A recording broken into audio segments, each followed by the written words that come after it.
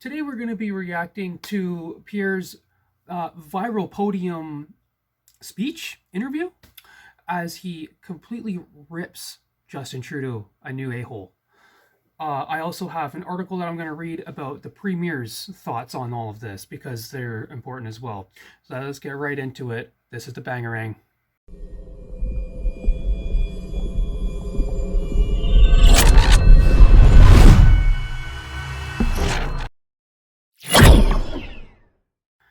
So we recorded a video yesterday of Pierre Poilievre dramatically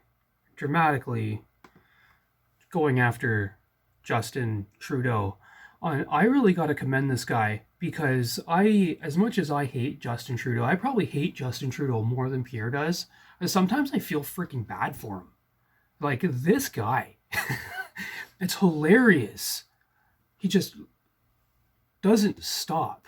Like Trudeau, like he's got to have no cheeks left in his ass, man. He's got to have nothing but holes down there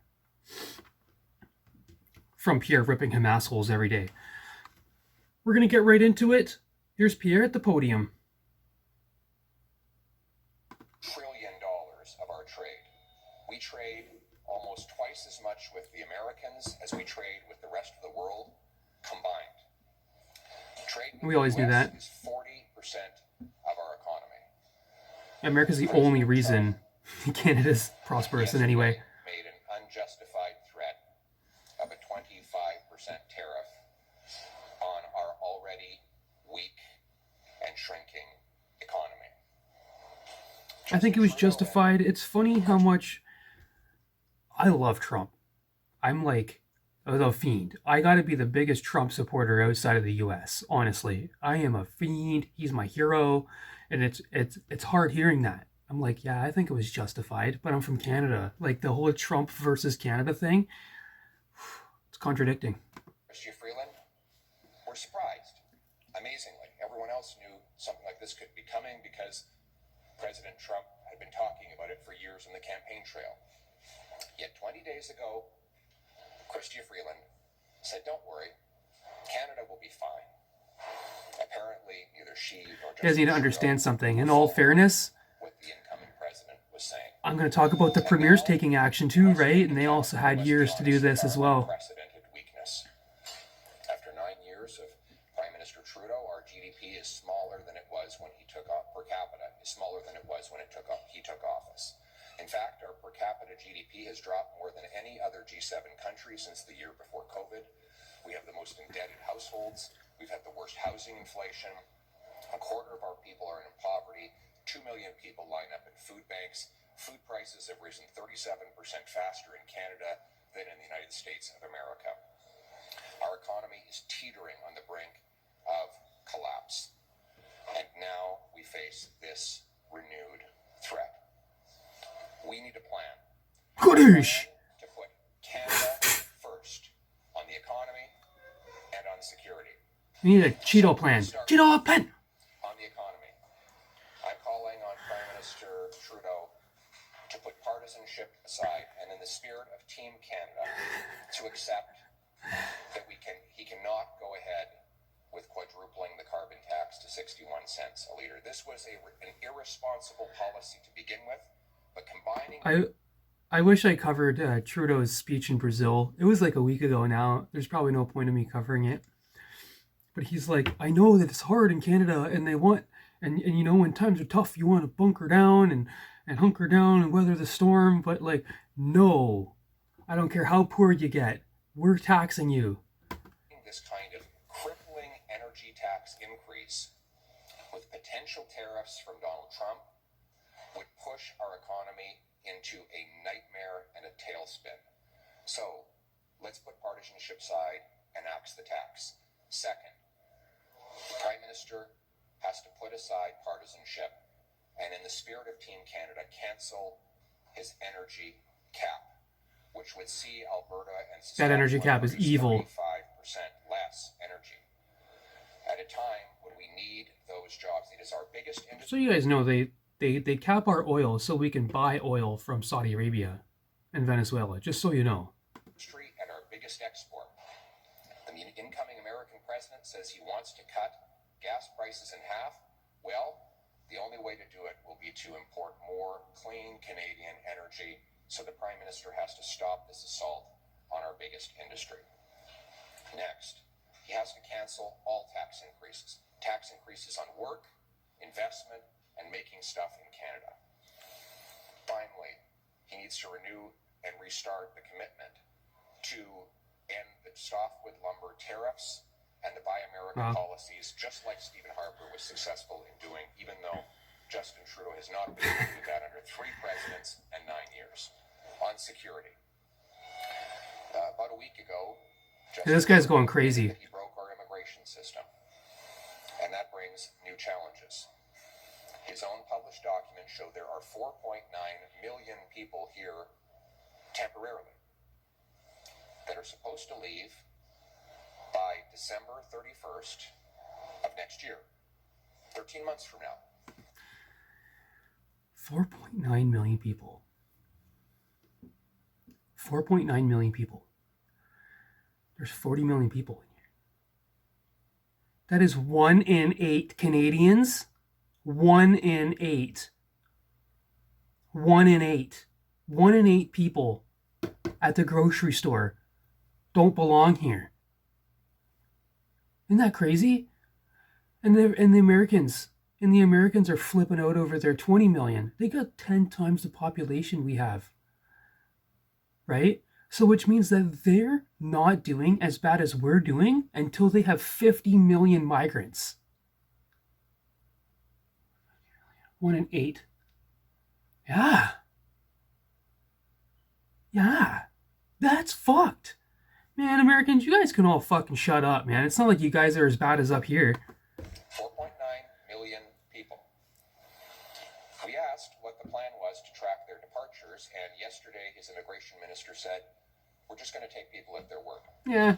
He admits that Well, there they'll have leave. been 2 ISIS terrorists allowed into our country. It's not like they're protesting to stay in Canada. They'll leave. Protect our security and reinstate sovereignty over who is in our country. Military. Justin Trudeau has demolished our military with poor decisions. I love how this is just a lengthy speech on we need to reverse everything Trudeau's ever done. And wasted money. One thing he could do today is announce that his planned $1 billion cut to the military is canceled, and then present a real plan to reallocate money away from lower priorities towards rebuilding our military and reinforcing our military security over North America.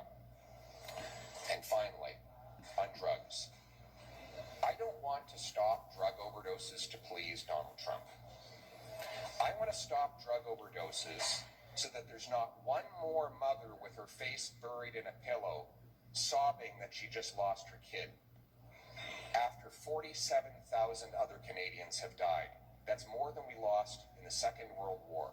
A 200% annual increase in drug overdose deaths have resulted from Justin Trudeau's radical liberalization of drugs. Justin Trudeau must put partisanship aside, not just for the sake of Team Canada, but for the sake of our people, and fully reverse his liberalization of drugs. Ban them, prosecute those who traffic in them, secure our borders against the illegal importation of fentanyl ingredients. Yeah, we just need everything Trudeau done gone. Let's just get rid of everything Trudeau done and Trudeau himself. Let's get him out of there too. Let's put us back on track with some blue. Work with the Trumpster. Make North America prosperous, and I can get some money back in my pocket. I will put Canada's workers and Canada's security first. We need a prime minister with the strength. And you know what? That sounds adversarial, but Trump will work with that. Trump respects that, right? The thing is, Trudeau fucked up royally when he went behind his back and talked shit about him when he was on the plane. I don't know if you guys remember that. The brains and the backbone to stand up for this country, to rebuild our security, our military, and our economy. That is what I will do. Let's bring it home. Great speech. Great speech. This guy's ready. Right?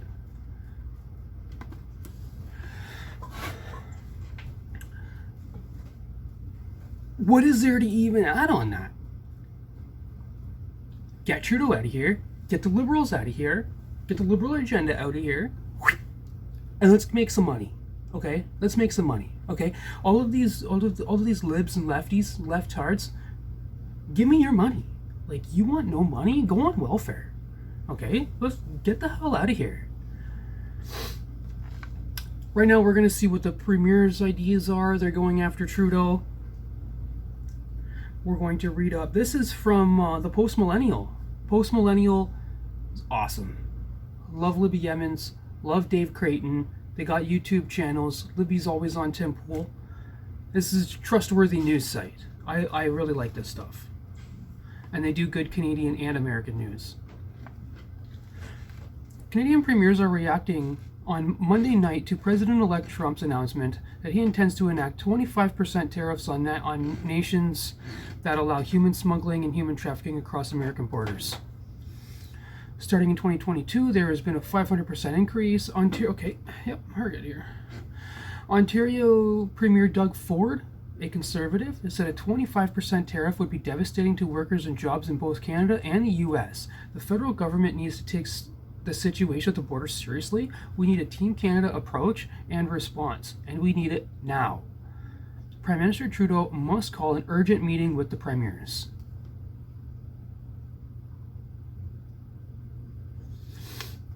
Danielle Smith said the incoming U.S. Administration has valid concerns related to illegal activities at our shared border. We are calling on the federal government to work with incoming administration to resolve these issues immediately, thereby avoiding any unnecessary tariffs on Canada exports to the U.S. Fortunately, the vast majority of Alberta's energy exports to the U.S. are delivered through secure and safe pipelines, which do not in any way contribute to these illegal activities at the border. As the largest exporter of oil and gas to the U.S., we look forward to working with a new administration to strengthen energy security for both U.S. and Canada. Oh yeah, Danielle Smith loves the Trump. David Eby said, Trump's tariffs would hurt Canadians and Americans alike. Canadians must stand united. Ottawa must respond with strength, and David Eby must recount the votes so he can get the fuck out of office. Because we all know he didn't win that damn election.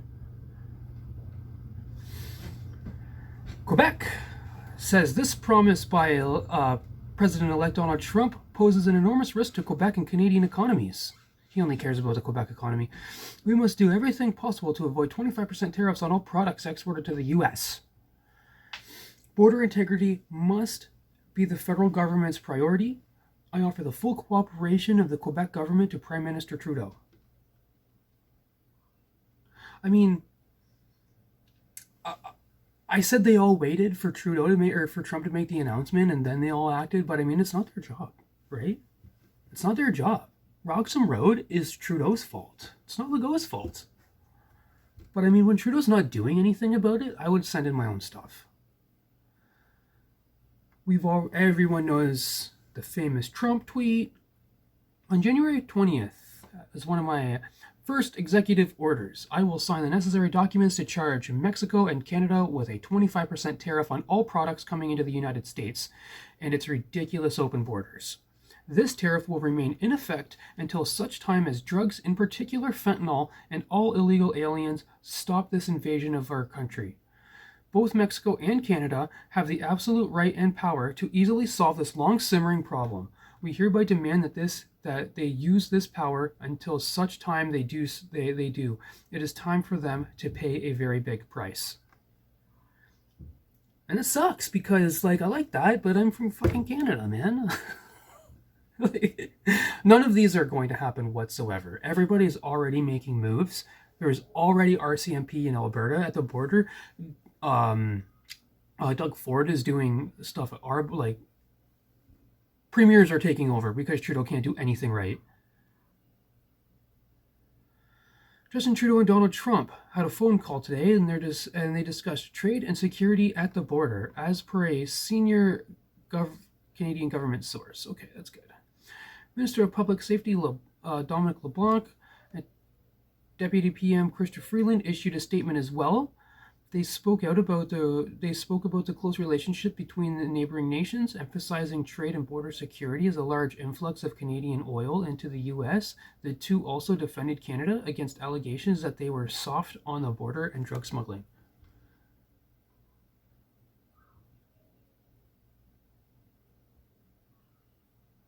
Okay, they can defend that all they want, but okay. We didn't really have much of an illegal border problem because all of our migration all came from airplanes. Like, unlike the States, who has a large border to make it look like it's not the government's fault, right? We don't have that. Our government is just like, come over, come here. You can come here. We accept it. Our society is all a bunch of little bitches who won't do anything except whine and complain on the internet. So come on over. We'll bring 10 times the amount of what US has got. Fuck this country, man.